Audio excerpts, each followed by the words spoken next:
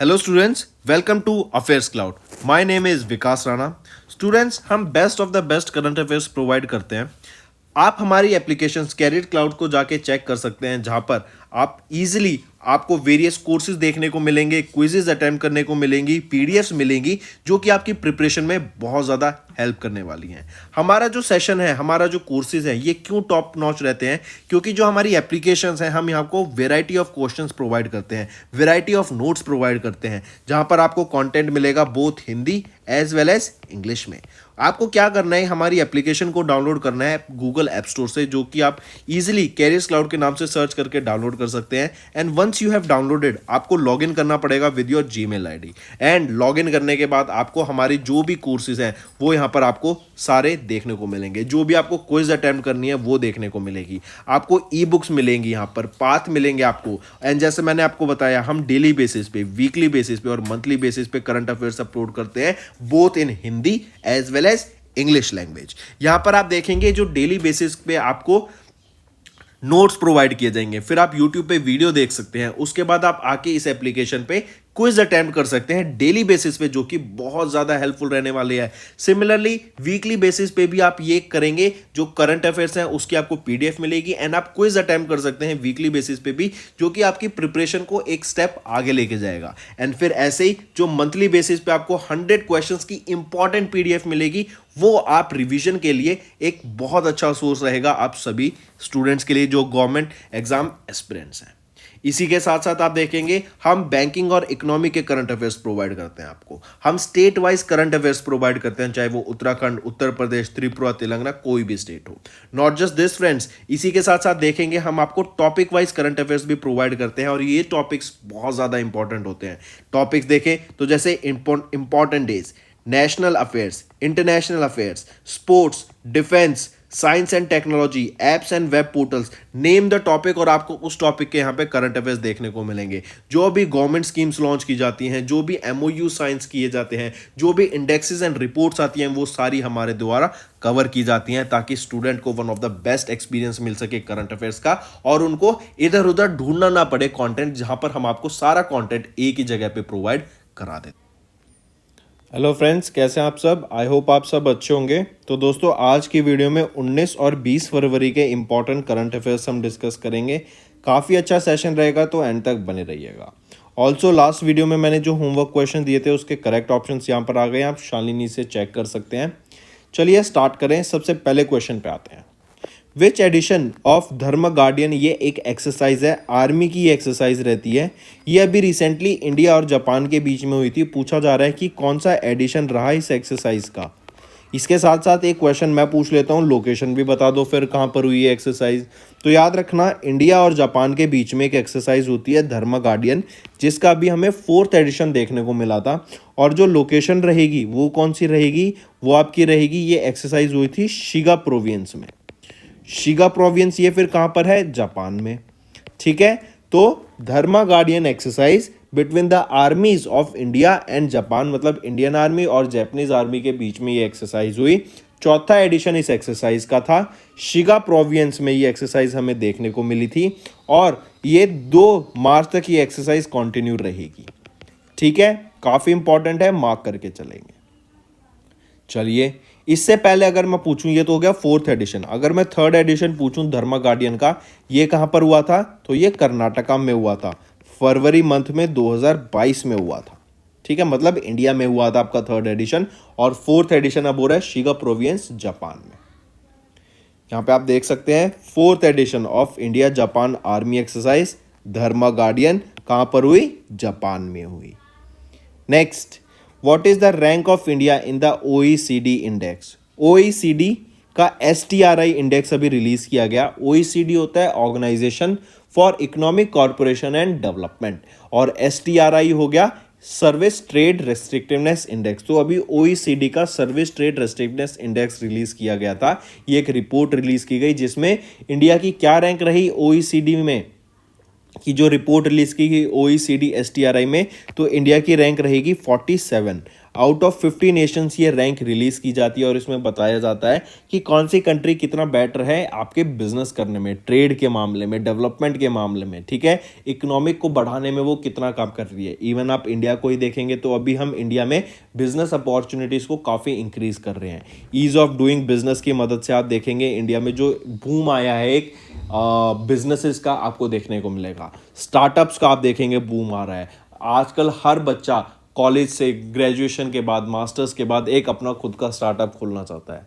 ठीक ऐसे ही देखेंगे नॉट जस्ट इंडिया में, मैन इवन वीमेंस को भी काफ़ी ज़्यादा ट्रेन किया जाता है टू बी एन एंटरप्रेन्योर, और इसके लिए काफ़ी ऑर्गेनाइजेशन जैसे व्हाट्सएप, माइक्रोसॉफ्ट, गूगल, ये सब even in the rural areas वहाँ पे लोगों को ट्रेन किया जाता है टू बी अ एंटरप्रेन्योर।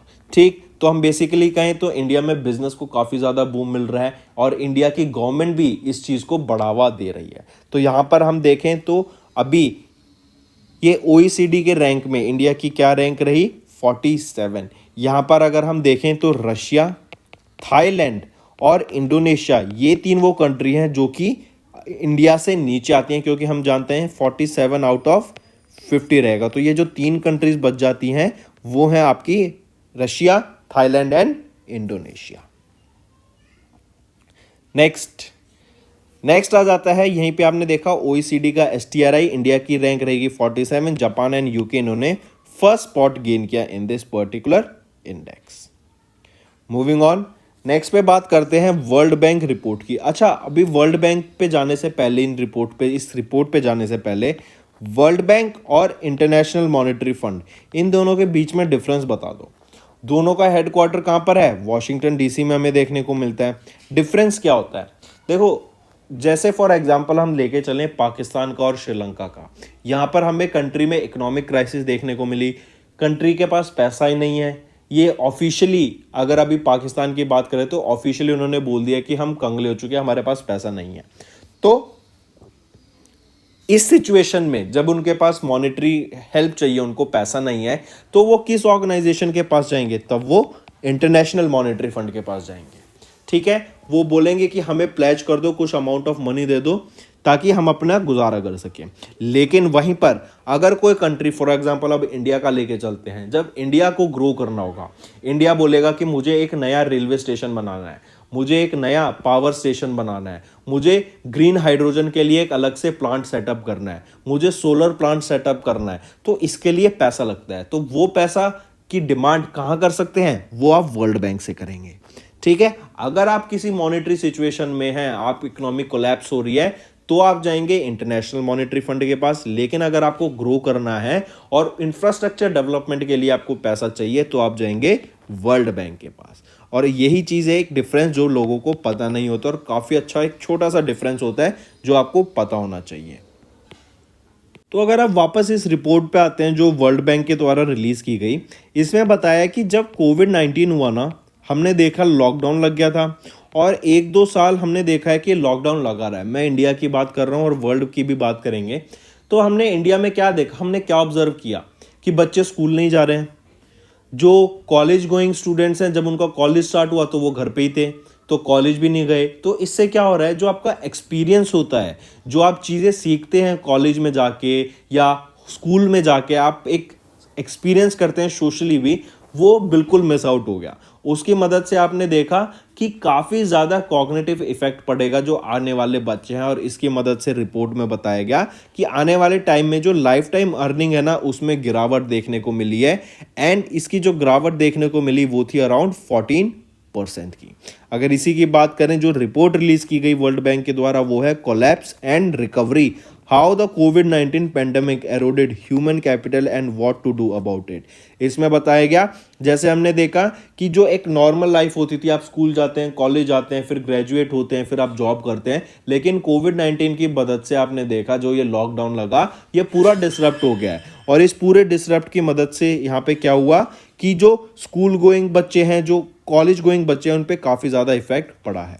जैसे यहाँ पे आप देख रहे हैं, जो 3 स्टेज जो सबसे ज़्यादा इफेक्ट हुई हैं वो है चाइल्डहुड, 0 से 5 साल, जब बच्चों को नई नई चीज़ें सीखने का मौका मिलता है, जब वो वर्ल्ड को एक्सप्लोर करते हैं, तभी लॉकडाउन लग गया। स्कूल में जब वो एक्सपीरियंस लेते हैं कि कैसे वर्किंग होती है, क्या पढ़ाई होती है, कैसे आप सोशली गैदर होते हैं, कैसे आप घुलते मिलते हैं, वो इफेक्ट हो गया। फिर यूथ 15 से 24 साल, जब आप कॉलेज में होते हैं, आप अपना स्कूल ख़त्म करते हैं, आप कॉलेज में जाने के लिए एक्साइटेड होते हैं, वो आप नई लाइफ को एक्सपीरियंस करते हैं, क्योंकि वो जो फेज़ होता है स्कूल से लेके कॉलेज का ट्रांजिशन, वो डिफरेंट ही फेज़ होता है, तो वो भी आपका यहाँ पर इफेक्ट हुआ है। एंड इवन टोटल बताया क्या, 14.4% ऑफ द फ्यूचर अर्निंग्स पे यहाँ पे इफेक्ट पड़ा है just because of covid. Not just this, आप ये देखेंगे कि जो गवर्नमेंट एम्प्लॉयज़ थे उनका जो डीए था वो भी रिड्यूस कर दिया गया था during the period of lockdown.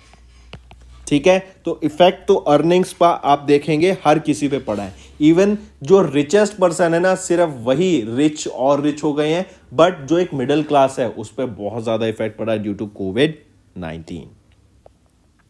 चलिए नेक्स्ट पे आते हैं। कह रहे हैं where was the 12th edition of the world Hindi conference. 12th edition of the world Hindi conference कहाँ पे हुई थी? तो ये नाडी फिजी में हुई थी। याद रखेंगे, जापान गलती से टाइप्ड है, नाडी फिजी में आपका 12th edition of the world Hindi conference हमें देखने को मिला था। कब से कब तक? 15 से लेके 17 फरवरी के बीच में ये आपका वर्ल्ड हिंदी कॉन्फ्रेंस रहेगा। एंड रीज़न क्या है, ये हम हिंदी वर्ल्ड कॉन्फ्रेंस क्यों करा रहे हैं? ताकि हिंदी को, हिंदी लैंग्वेज को एक ग्लोबल लेवल पे प्रमोट किया जा सके, एक पूरे स्केल पे दुनिया को हम दिखा सकें कि हिंदी भी लैंग्वेज एक बहुत अच्छी लैंग्वेज है। जो लोग हिंदी को बोलते हैं, समझते हैं and are fond of it, उनको एंकरेज करने के लिए कि आप हिंदी में ही वार्तालाप करें, इसलिए इस लैंग्वेज को प्रमोट करने की बात की गई। फिर यहीं पर आपको एक थीम याद रखनी पड़ेगी वर्ल्ड हिंदी कॉन्फ्रेंस की, वो थी Hindi traditional knowledge to artificial intelligence. Even अगर आप देखेंगे कुछ टाइम पहले यूनाइटेड नेशंस में इंडिया ने हिंदी लैंग्वेज को प्रमोट करने के लिए $800,000 प्लेज किए थे, ताकि हिंदी की यूज़ को बढ़ाया जा सके इन द यूनाइटेड नेशंस। ठीक, तो ये है आपका वर्ल्ड हिंदी कॉन्फ्रेंस, जो कि 12वीं वर्ल्ड हिंदी कॉन्फ्रेंस थी। कहाँ पे हुई थी? फिजी में हुई थी। और देखो, इसके बाद एक और अच्छी चीज़ हुई कि इंडिया और फिजी के बीच में एक वीज़ा एग्जेम्पशन पैक्ट साइन हो गया कि जो डिप्लोमेटिक और ऑफिशियल पासपोर्ट होल्डर्स है ना, उनको वीज़ा से एग्जेम्प्ट किया जाए बिटवीन इंडिया एंड फिजी। ठीक है, तो चलिए नेक्स्ट पे आते हैं। नेक्स्ट हम बात करते हैं, आरबीआई ने इशू किया finite guidelines on interest rate risk in banking book. अब जैसे देखो, इंटरेस्ट रेट बढ़ेंगे, तो इंटरेस्ट रेट बढ़ेंगे तो क्या होगा, जो लोगों ने लोन ले रखा है बैंक से, उस पर जो ईएमआई होगी वो भी बढ़ जाएगी। फिर आप देखेंगे जो बैंक ने लोन ले रखा होगा उसकी भी तो ईएमआई बढ़ जाएगी। तो उसका क्या इफेक्ट रहेगा रेट इंक्रीज करने का बैंक की बुक्स पर, वो फाइनल सामने लाने की यहाँ पर बात की गई एंड उसको डिस्क्लोज करने की यहाँ पे बात की गई। उसके ऊपर फाइनल गाइडलाइंस लॉन्च की गई हैं आरबीआई के द्वारा, क्योंकि हम जानते हैं इन्फ्लेशन जैसे बढ़ रहा है, तो इन्फ्लेशन को कंट्रोल करने के लिए इंटरेस्ट रेट्स को बढ़ाया गया है। एंड वही रीजन है कि उस इंटरेस्ट रेट के बढ़ने से क्या इंपैक्ट पड़ेगा एक बैंक की वर्किंग पर, उनकी बुक्स पर, वो सामने लाने की बात की गई और उसके रिलेटेड गाइडलाइंस यहाँ पे लॉन्च की गई हैं। नेक्स्ट आ जाते हैं, कौन सा बैंक वो पहला बैंक बन गया है इंडिया का to launch UPI lite feature.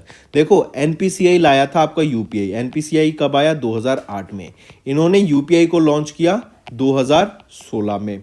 ठीक है, यूनिफाइड पेमेंट इंटरफेस। आज यूपीआई हम देखें तो 10+ कंट्रीज इसको यूज कर रही हैं। इवन इंटरनेशनल जो प्लेयर्स हैं, जो इंटरनेशनल ट्रैवलर्स होते हैं, इंडिया में आते हैं, इवन G20 के टाइम पे आएंगे, तो वो अपने यूपीआई को यूज कर पाएंगे इंडिया में। जस्ट उनको अपने मोबाइल नंबर को लिंक करना होगा अपने अकाउंट नंबर से। ठीक है, तो कमिंग बैक, ध्यान देंगे कि ये पहला यूपीआई लाइट फीचर। लेकिन ये यूपीआई और यूपीआई लाइट में फ़र्क क्या होगा? देखो, यूपीआई तो हो गया आप कितनी भी ट्रांजैक्शन कर लो, कितने भी अमाउंट की। यूपीआई लाइट क्या हुआ कि 200 रुपये तक की अगर आप ट्रांजैक्शन करते हैं ना, तो वो इवन और फास्ट होगी और मोर सिक्योर होगी। और एक डाटा रिलीज किया गया एनपीसीआई के द्वारा जो बताता है कि 2022 में जो हमारी हाफ ऑफ द ट्रांजैक्शन है ना, 50% से भी ज़्यादा ट्रांजैक्शन हमें 200 रुपये से कम अमाउंट की देखने को मिलती हैं। ठीक है, और यही आपका यूपीआई लाइट फीचर होता है। ठीक, और इसी के साथ साथ आपको ध्यान देना है कि ये जो 200 से रुपये से कम आपका यूपीआई लाइट फीचर होगा पेमेंट का होगा, ये ज़्यादा सिक्योर होगा। इवन इस यूपीआई लाइट फीचर के अंदर आप 2,000 रुपये तक का ट्रांजैक्शन कर सकते हैं, एक दिन में अमाउंट को ऐड कर सकते हैं और ये 2 बार कर सकते हैं। मतलब टोटल जो लिमिट हो गई आपकी 4,000 रुपये की हो गई फॉर अ डे। ठीक, तो पहला बैंक कौन सा बना जिन्होंने यूपीआई लाइट फीचर लॉन्च किया, वो है पेटीएम पेमेंट बैंक। अलीबाबा ने अपना 3.16% शेयर पेटीएम पेमेंट बैंक को बेच दिया। ठीक, और अलीबाबा एग्जिट कर चुका है from this Paytm payment bank. Paytm payment bank की जो कंपनी है, पेरेंट कंपनी है, वो कौन सी है, 197 कम्युनिकेशन।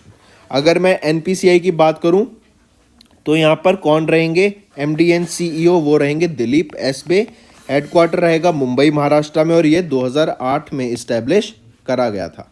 ठीक है, चलिए एक चीज़ और, यूपीआई लाइट की यहाँ पे बात करें तो आरबीआई के द्वारा इंट्रोड्यूस किया गया था और आरबीआई ने इंट्रोड्यूस किया यूपीआई लाइट फीचर जो कि एनपीसीआई के द्वारा डिज़ाइन किया गया है। सितंबर 2022 में इसको लॉन्च किया गया था for faster and safer real time small value payments के लिए, जो कि अप टू 200 रुपीज़ रहेंगी। नेक्स्ट पे आ जाते हैं। अभी रिसेंटली आरबीआई ने किन को अपॉइंट किया as the member of the advisory committee on RCL. Reliance Capital Limited के लिए एक एडवाइजरी कमेटी सेटअप की गई थी और उनके मेंबर किन को अपॉइंट किया गया अभी रिसेंटली, वो है विक्रमादित्य सिंह खिची। आप इनको पिक्चर में देख सकते हैं। ये फॉर्मर एग्जीक्यूटिव डायरेक्टर रह चुके हैं of the bank of Baroda और इनको अभी मेंबर अपॉइंट किया गया of the advisory committee on Reliance Capital limited. Direct appointment है, याद रखेंगे। फिर फिलिप्स डोमेस्टिक अप्लायंसेज, इनका नाम की बात करें, इन्होंने अपना नाम चेंज करके क्या कर दिया है, वर्सूनी। डायरेक्ट और सिंपल याद रखेंगे, वर्सूनी अब नया नाम है इसका। नेक्स्ट आ जाते हैं rail post Gati Shakti express cargo service.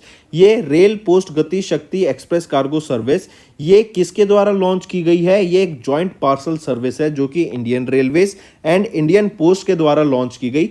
4 sectors में इसको लॉन्च किया गया अभी रिसेंटली, लेकिन इसको 15 सेक्टर्स में लॉन्च करने की बात की गई। जो 4 सेक्टर्स हैं वो है आपका पहला Delhi to Kolkata, second Bangalore to Guwahati, तीसरा सूरत टू मुजफ्फरपुर और चौथा है हैदराबाद टू निजामुद्दीन। इन 4 सेक्टर्स में ये आपकी rail post Gati Shakti express cargo service को लॉन्च किया गया है। इंडियन रेलवेज और इंडियन पोस्ट के द्वारा लॉन्च किया गया। अभी 4 सेक्टर्स में है और आने वाले टाइम में 15 सेक्टर्स में इसको लॉन्च किया जाएगा। ठीक है, अब पायलट वीकली सर्विस, पायलट मतलब एक ट्रायल बेसिस पे वीकली सर्विस जो लॉन्च की गई was launched on 31 March 2022 from Surat to Varanasi by attaching a VPU to Tapti Ganga express. तो याद रखेंगे, हम बात कर रहे हैं rail post Gati Shakti express cargo service की। ये एक जॉइंट पार्सल सर्विस है, इंडियन रेलवेज और इंडियन पोस्ट के द्वारा इसको लॉन्च किया गया था। नेक्स्ट हम बात करते हैं यूनियन मिनिस्टर जी किशन रेड्डी। ये हमारी मिनिस्ट्री ऑफ कल्चर के यूनियन मिनिस्टर हैं। इनके द्वारा अभी रिसेंटली 102 आर्टिस्ट को इंडिया में उस्ताद बिस्मिल्लाह खान युवा पुरस्कार से सम्मानित किया गया 3 साल के लिए, 2019, 2020 और 2021 के लिए। मैं फिर से बता रहा हूं, यूनियन मिनिस्टर जी किशन रेड्डी ने अभी रिसेंटली उस्ताद बिस्मिल्लाह खान युवा पुरस्कार से सम्मानित किया है 2019, 2020 और 2021 साल के लिए 102 आर्टिस्ट को 102 आर्टिस्ट को। यहाँ पे उस्ताद बिस्मिल्लाह खान ये अवार्ड किस लिए दिया जाता है, ताकि जो भी यंग टैलेंट्स हैं इंडिया में परफॉर्मिंग आर्ट्स की फील्ड में बिलो द एज ऑफ 40, उनको प्रमोट कराने के लिए, उनको रिकॉग्निशन देने के लिए, अगर उनको अर्ली स्टेज में ही रिकॉग्निशन दे दिया जाएगा तो वो काफ़ी ज़्यादा बेटर वेल परफॉर्म कर सकते हैं। और इसीलिए इनके द्वारा ये उस्ताद बिस्मिल्लाह खान युवा पुरस्कार से सम्मानित किया जाता है to an individual below the age of 40। और इस बार 102 आर्टिस्ट को यहाँ पे सम्मानित किया गया 2019, 2020 और 2021 के उस्ताद बिस्मिल्लाह खान युवा पुरस्कार से। इवन एक चीज़ और याद रखेंगे, यहाँ पर जो उस्ताद बिस्मिल्लाह खान युवा पुरस्कार है ये आपका 2006 में इंट्रोड्यूस किया गया था और यहाँ पर 25,000 रुपये का आपका एक ग्रांट भी मिलता है and a plaque with this award. Next, who has been appointed as the new CEO of YouTube. YouTube के नए सीईओ कौन अपॉइंट किए गए हैं, वो है इंडियन अमेरिकन और वो रहेंगे नील मोहन। नील मोहन ये इंडियन अमेरिकन है, इनको नया सीईओ अपॉइंट किया गया है यूट्यूब का। इनकी बात करें तो ये किनको रिप्लेस करेंगे, आप यहाँ पिक्चर में देख सकते हैं, ये रिप्लेस करेंगे सुजैन वोजोसिक को। ठीक है, इवन आप देखेंगे जो वोजेन सोवसिक है ये एसोसिएटेड थी अल्फाबेट कॉरपोरेशन से फॉर नियरली 25 ईयर्स। नील मोहन की बात करें, इन्होंने एसेंचर से अपना करियर स्टार्ट किया था 1996 में, फिर नेट ग्रेविटी को ज्वाइन किया जो एक स्टार्टअप था, later acquired by double click, फिर डबल क्लिक को एक्वायर कर लिया गया गूगल के द्वारा 2008 में। Then Mohan was in charge of Google's display and video advertisement unit in 2008 से 2015 तक।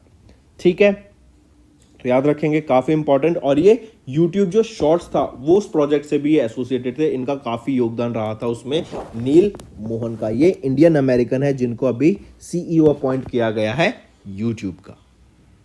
नेक्स्ट आ जाते हैं, गवर्नमेंट ने अपॉइंट किया, अप्रूव किया 3 मेजर अपॉइंटमेंट्स को इंडियन आर्मी में, लेकिन एक अपॉइंटमेंट सबसे ज़्यादा आपको इंपॉर्टेंट याद रखनी है, वो कि अभी रिसेंटली इंडियन आर्मी के नए आर्मी वाइस चीफ कौन अपॉइंट किए गए हैं, वो है lieutenant general MV Suchindra Kumar. I repeat, Indian army के नए वाइस चीफ कौन अपॉइंट किए गए हैं, न्यू आर्मी वाइस चीफ, वो है lieutenant general MV Suchindra Kumar. इनको नया वाइस चीफ अपॉइंट किया गया और ये किनको सक्सीड करेंगे, ये सक्सीड करेंगे लेफ्टिनेंट जनरल BS राजू को। काफी इंपॉर्टेंट, कौन बने हैं और ये किनको सक्सीड करेंगे, ये दोनों चीजें आपको पता होनी चाहिए।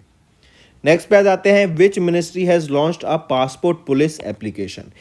M पासपोर्ट पुलिस एप्लीकेशन ये किसके द्वारा लॉन्च की गई, ये मिनिस्ट्री ऑफ एक्सटर्नल अफेयर्स के द्वारा लॉन्च किया गया था। और M पासपोर्ट पुलिस ऐप का ये बेसिकली यूज क्या रहेगा कि हम जानते हैं पासपोर्ट पे आपकी वेरिफिकेशन होती है, जब आप पासपोर्ट बनवाने जाते हैं तो आपकी पुलिस वेरिफिकेशन होती है और वो पहले पेपर बेस्ड होती थी।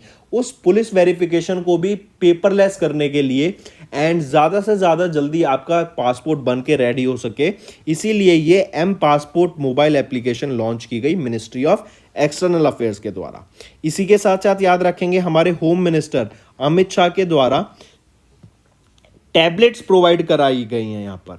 ठीक है, इनके द्वारा टैबलेट्स प्रोवाइड कराए गए हैं ताकि जो हमारे एक और चीज याद रखेंगे, 76th Delhi police raising day पर आपके ये ऑलमोस्ट 350 मोबाइल टैबलेट्स प्रोवाइड किए गए दिल्ली पुलिस स्पेशल ब्रांच के पर्सनल्स को, ताकि जब वो आपके पासपोर्ट की वेरिफिकेशन के लिए जाएं, जो कि पहले पेपर बेस्ड होती थी, अब वो डिजिटल हो सके। और ये डिजिटल होगी तो इससे क्या होगा, जो आपका प्रोसेसिंग टाइम है, जो पहले मान लो 1 महीना लगता था, अब उसको 10 दिन से रिड्यूस कर दिया जाएगा और आपका जो पासपोर्ट है 10 दिन पहले आ जाएगा। ठीक है, तो याद रखेंगे M पासपोर्ट मोबाइल एप्लीकेशन, ये आप देख सकते हैं M passport police application, not mobile, यहाँ पे आप कर सकते हैं M पासपोर्ट पुलिस एप्लीकेशन। ये एक fast track passport verification process है, मिनिस्ट्री ऑफ एक्सटर्नल अफेयर्स के द्वारा लॉन्च किया गया, ताकि आपकी जो पासपोर्ट है उसको जल्दी से जल्दी प्रोसेस किया जा सके और आपको डिस्पैच किया जा सके। नेक्स्ट आ जाता है, हम वर्ल्ड पेंगोलियन डे कब ऑब्जर्व करते हैं। देखो, हर साल जो आपका वर्ल्ड पेंगोलियन डे होता है ना, ये 3rd सैटरडे को ऑब्जर्व किया जाता है of February month, her 3rd Saturday को। अगर मैं बात करूं 2023 में, इस साल आपका कब ऑब्जर्व किया गया वर्ल्ड पेंगोलियन डे, ये आपका 18 फरवरी को ऑब्जर्व किया गया। यही अगर मैं 2022 की बात करूं तो ये ऑब्जर्व किया गया था आपका 19 फरवरी को। 2024 में ये ऑब्जर्व किया जाएगा 17 फरवरी को। ठीक है, पेंगोलियन देखें तो ये होता है आपका पेंगोलियन, और ये आपके जो आपका एंड्स होती हैं, टर्माइट्स होती हैं, ये उनको खाते हैं। और इनकी प्रोटेक्शन के लिए, क्योंकि ये एक एंडेंजर्ड मैमल है, इनकी प्रोटेक्शन की अवेयरनेस क्रिएट करने के लिए ही वर्ल्ड पेंगोलियन डे ऑब्जर्व किया जाता है। यहाँ पे आप देख सकते हैं कब ऑब्जर्व किया जाता है, on the 3rd Saturday of February, जो कि 18 फरवरी को कब था, 2023 में कब था, 18 फरवरी को। चलिए नेक्स्ट पे आते हैं। नेक्स्ट हम बात करेंगे, CM chief minister of Karnataka Basavaraj Bommai के द्वारा अभी रेवेन्यू सरप्लस बजट प्रेजेंट किया गया with an outlay of 3 lakh crore rupees. Directly इसको याद रख सकते हैं, ऐसा पहली बार हुआ है कि जो बजट था पोस्ट पैंडेमिक आपका सरप्लस रहा है विद जो कि with receipts expected to be more than expenditure by 402 crore rupees. ये आपको डायरेक्टली आप इसको याद रख सकते हैं कि 3 लाख करोड़ रुपए का यहाँ पे आपका सरप्लस बजट प्रेजेंट किया गया with no tax hike by chief minister of Karnataka Basavaraj Bommai ji. Next हम बात करते हैं भी एक सेंसर बेस्ड स्मार्ट एग्रीकल्चर की। जैसे आप यहाँ देख सकते हैं, आप टैबलेट से कहाँ पर कितना पानी जाना चाहिए, कितना न्यूट्रिशन जाएगा यहाँ पर पूरी फील्ड में, ये यहाँ पर कंट्रोल किया जा सकता है। ये सेंसर बेस्ड रहेगा, मतलब यहाँ पर इंटरनेट ऑफ थिंग IoT का यूज़ किया जाएगा, आर्टिफिशियल इंटेलिजेंस का यूज़ किया जाएगा, काफ़ी प्रोग्रामिंग्स का यूज़ किया जाएगा, सेंसर्स का यूज़ किया जाएगा जो कि IoT के अंडर आ जाते हैं, ताकि जो एग्रीकल्चर है उसकी प्रोडक्शन को बढ़ाई जा सके। इस प्रोडक्शन का, इस एग्रीकल्चर बेस्ड, इस सेंसर बेस्ड एग्रीकल्चर का फ़ायदा क्या होता है कि आपकी ये हम एक कवर्ड एरिया में कर सकते हैं, जिससे हम आप यहाँ पे क्लाइमेट भी यहाँ पे कंट्रोल कर सकते हैं। तो अगर जो क्लाइमेट चेंज होता है, आप देखेंगे गर्मियाँ बढ़ रही हैं, तो उस गर्मी के बढ़ने से जो क्रॉप्स डिस्ट्रॉय होती हैं वो भी यहाँ पर इंडोर कंट्रोल किया जा सकता है। कितनी अंदर ठंडक होनी चाहिए, कितनी गर्मी होनी चाहिए, कितना मॉइस्चर होना चाहिए हवा में, कितना न्यूट्रिएंट्स प्रोवाइड करना है, तो ये सारी चीज़ें आप चेक कर सकते हैं विद दिस एप्लीकेशन, या फिर जो भी सॉफ्टवेयर बनाया जाएगा वो सारी चीज़ें आप इजीली सपोर्ट कर सकते हैं और इजीली उनको चेक कर सकते हैं। जैसे जितनी रिक्वायरमेंट होगी न्यूट्रिएंट्स की क्रॉप्स को, उतनी न्यूट्रिएंट्स उसको वैसा ही टेम्परेचर, वैसा ही एनवायरनमेंट भी प्रोवाइड किया जा सकेगा। और इसीलिए जम्मू एंड कश्मीर गवर्नमेंट ने अभी एक प्रोजेक्ट लॉन्च किया, sensor based smart agriculture project, 30.4 crore rupees की लागत से। तो क्वेश्चन पूछा जाएगा कि अभी sensor based smart agriculture project किस स्टेट के द्वारा लॉन्च किया गया, किस यूटी के द्वारा लॉन्च किया गया, तो जम्मू एंड कश्मीर के द्वारा लॉन्च किया गया।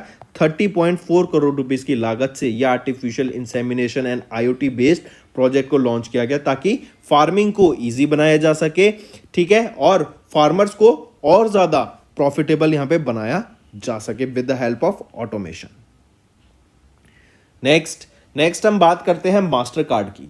मास्टर कार्ड एंड एक्सेस, इन्होंने एक FPO एम्पावरमेंट प्रोग्राम को लॉन्च किया है असम में। फार्मर प्रोड्यूसर ऑर्गेनाइजेशन के एम्पावर करने के लिए, उनको हेल्प करने के लिए कैपेसिटी बिल्डिंग में, उनको कॉन्टैक्ट्स लाने के लिए, उनको स्किल्स प्रोवाइड कराने के लिए किन दो ऑर्गेनाइजेशन ने टाई अप किया for an FPO empowerment programme in Assam, वो रहेगा मास्टर कार्ड एंड एक्सेस। ठीक है, तो दोस्तों ये तो थे हमारे आज के करंट अफेयर्स। अब आ जाते हैं क्विक रिवीजन पे। 4th edition of India Japan exercise Dharma Guardian, ये कहां पर हुई, जापान में। OECD STRI इंडेक्स की बात करें, इंडिया की रैंक रही 47 एंड जापान एंड UK ने यहाँ पे फर्स्ट 2 स्पॉट्स गेन किए। वर्ल्ड बैंक की बात करूँ तो COVID-19 damaged cognitive development, life time achievement earning of an entire generation, और 14.4% की यहाँ पे अर्निंग्स को रिड्यूस होते देखा गया है। बात ये रिपोर्ट रिलीज की गई कि लाइफ टाइम अर्निंग्स यहाँ पे 14.4% से रिड्यूस हुई हैं। Then 12th world Hindi conference की बात करें तो ये फिजी में हुई थी। RBI ने इशू किया फाइनल गाइडलाइंस और interest rate hikes in banking book. Paytm payment bank वो पहला बैंक बन गया इंडिया में जिन्होंने UPI लाइट फीचर को लॉन्च किया, जो कि अंडर 200 तक की ट्रांजैक्शन इजीली कर सकता है।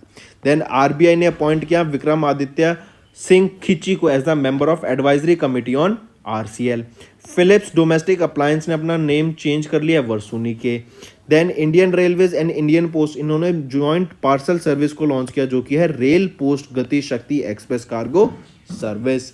नेक्स्ट आ जाते हैं जी किशन रेड्डी, इन्होंने प्रेजेंट किया उस्ताद बिस्मिल्लाह खान युवा पुरस्कार 2019, 2020 और 2021 के लिए 102 आर्टिस्ट को, और ताकि वो 40 साल से जो नीचे लोग आर्टिस्ट होते हैं उनको प्रेजेंट किया जाता है, एंड ताकि एक अर्ली स्टेज पे ही रिकॉग्निशन देने के लिए आर्टिस्ट को ये आपका उस्ताद बिस्मिल्लाह खान युवा पुरस्कार से सम्मानित किया गया।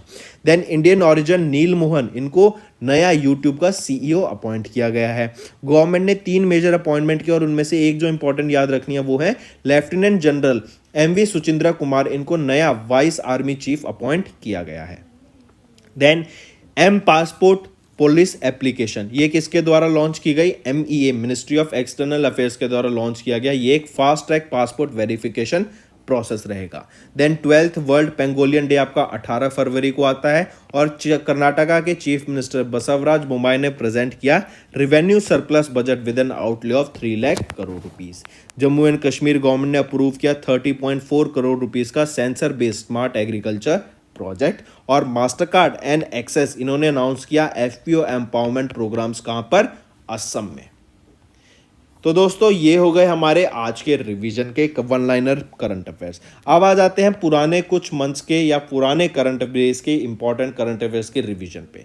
जैसे अगर मैं बात करूं 9th edition of Asian ministerial energy round table, ये किसके द्वारा होस्ट की गई थी? इंडिया के द्वारा होस्ट की गई थी। और ये कब हुई थी? In association with the international energy forum 7 फरवरी को ही at the India energy week, जो कि बैंगलोर कर्नाटका में हुआ। फिर वर्ल्ड ऑयल आउटलुक रिपोर्ट 2045 के हिसाब से अगर हम बात करें इंडिया एंड चाइना 2045 तक 45% ऑफ द ग्लोबल जीडीपी को मॉनिटर करेगा। उनके पास 40% जीडीपी होगी बाय 2045। और अगर ओईसीडी रीजन की बात करें तो ऑलमोस्ट 31% जीडीपी होगी 2045 तक। फिर ऐसी मैं बात करूं इसरो एंड नासा के द्वारा मिलके एक प्रोजेक्ट लॉन्च किया गया था, वो है निसार। ये है NASA ISRO scientific aperture radar. 2024 तक इसको लॉन्च करने की बात की गई, निसार को, नासा इसरो जॉइंट सैटेलाइट, ठीक है। और ये क्या फुल फॉर्म रहेगी? NASA ISRO synthetic aperture radar. Next आ जाता है वर्ल्ड वेटलैंड्स डे। कब ऑब्जर्व किया जाता है? 2 फरवरी को हम वर्ल्ड वेटलैंड डे ऑब्जर्व करते हैं, ताकि जो हमारे वेटलैंड्स हैं हम उनको कंजर्व कर सकें, इसीलिए ये डे ऑब्जर्व किया जाता है 2 फरवरी को। फिर बात करते हैं पहली female prime minister equatorial Guinea की कौन बनी है? वो है मैनुला रोका बोटी। इनको पहला फीमेल अपॉइंट किया गया, ये वो पहली फीमेल बनी है इक्वेटोरियल गिनिया की। नेक्स्ट आ जाता है गांधी सागर फ्लोटिंग फेस्टिवल। ये गांधी सागर फ्लोटिंग फेस्टिवल के स्टेट में ऑब्जर्व किया जाता है, मध्य प्रदेश में ऑब्जर्व किया जाता है। और ये पहला फ्लोटिंग फेस्टिवल है इंडिया का, जो कि मध्य प्रदेश में स्टार्ट हुआ 1 फरवरी से। Next Indian coast guard day, या इन्होंने अपना सेलिब्रेट किया 47th रेजिंग डे। कब? 1 फरवरी को हमने इंडियन कोस्ट गार्ड के द्वारा इनका 47th रेजिंग डे ऑब्जर्व किया गया। और याद रखेंगे वर्ल्ड में 4th largest Indian coast guard रहती है। नेक्स्ट, ये भी काफ़ी इंपॉर्टेंट न्यूज़ बन सकती है फ्रेंड्स, और क्वेश्चन पूछा जा सकता है कि आंध्र प्रदेश की नई कैपिटल कौन सी है? वो रहेगी विशाखापट्टनम। पहले 3 कैपिटल थी आंध्र प्रदेश की, लेकिन अब वापस से एक कैपिटल कर दी गई है, वो है Visakhapatnam, by the chief minister of Andhra Pradesh YS Jaganmohan Reddy ji. फिर आ जाते हैं अभी रिसेंटली एक अनफरेबल एंटीना डेवलप किया गया है फॉर स्पेस रडार। किसके द्वारा डेवलप किया गया? डीआरडीओ के द्वारा ये अनफरेबल एंटीना फॉर स्पेस रडार को डेवलप किया गया है, आप यहां पे देख सकते हैं, ठीक है। तो दोस्तों ये थे हमारे रिवीजन के करंट अफेयर्स। अब आ जाते हैं आपके होमवर्क पर। पहला, सौर रेवोल्यूशन जो कि अभी न्यूज में देखा गया, ये किस कंट्री से बिलोंग करता है? Next, Article 93 of the Indian Constitution, which was seen is recently, is associated with the appointment of which position? Third, which union ministry released the draft Geo Heritage Sites and Geo Relics Bill? तो ये 3 आपके homework questions रहेंगे friends. I hope आपको session पसंद आ गया। Video को like करें, comment करके ज़रूर बताएं आपके क्या व्यूज़ रहेंगे। सेशन पसंद आ रहे हैं तो ज़रूर से कमेंट कीजिएगा, इससे हमें मोटिवेशन मिलेगी ताकि हम आपके कंटेंट को और ज़्यादा बेटर कर सकें। So that's all for the day friends. Thank you and have a nice day. That's all for the day friends. ये हमारी वीडियो थी। आई होप आपको वीडियो पसंद आई होगी। इसी के साथ साथ फ्रेंड्स आप हमारे यूट्यूब चैनल को सब्सक्राइब कर सकते हैं, आप टेलीग्राम चैनल पे जाके हमें फॉलो कर सकते हैं। एंड इसी के साथ साथ अगर आपको कोई भी प्रॉब्लम आ रही है या तो पेमेंट में या हमारे कोर्सेज के साथ, तो आप हमें कांटेक्ट कर सकते हैं एट द नंबर 7677333862, या फिर आप हमारी मेल आईडी पे हमें मेल कर सकते हैं। And I will make sure कि आपकी जो प्रॉब्लम है उसको जल्दी से जल्दी सॉल्व किया जाए। इसी के साथ साथ आप हमारे इंस्टाग्राम हैंडल affairscloud_official को फॉलो कर सकते हैं। कोड और याद रखना, वो है विकास10। अगर आपको 10% का एक्स्ट्रा डिस्काउंट चाहिए तो आप विकास10 का कोड यूज कर सकते हैं, आपको क्रैक 10 के अलावा 10% का डिस्काउंट यहां पे मिलेगा। और इसी के साथ साथ अगर आपको कोई भी इश्यू आ रहा है हमारी एप्लीकेशन से रिलेटेड, वेबसाइट से रिलेटेड, या आपका कोर्स परचेज नहीं हो रहा, या आपका कोर्स परचेज हो गया, पैसे कट गए हैं, या कोई भी इश्यू आ रहा है, तो आप हमें कॉन्टैक्ट कर सकते हैं एट द नंबर 9677333862, या फिर आप मेल कर सकते हैं support@affairscloud.com पे। एंड आई मेक श्योर हमारा रिप्रेजेंटेटिव आपको जल्दी से जल्दी आपको रीच करेगा एंड आपकी प्रॉब्लम को सॉल्व करेगा। That's all for the day friends. I hope you enjoyed the session and you can follow us on the YouTube channel, as well as apart from YouTube channel you can go and follow us at Affairs Cloud Telegram channel. And if you have any queries related to the content or the of courses offered to you or the payment which you did on the application, you can contact us on the number provided, that is 7677333862. Apart from this friends, you can follow us on the Facebook as well as on Instagram handle, that is affairscloud_official. In the end friends, if you use a code that is Vikas10, you will be getting an additional extra 10% discount by using this code Vikas10. Also, if you have any problem regarding the course purchase, any problem regarding to our application, you can contact us on the mobile number, that is 9677333862. And if you want to mail us, you can also mail us on support@affairscloud.com, and I assure you that our representative from us will be contacting you soon and resolving your issue.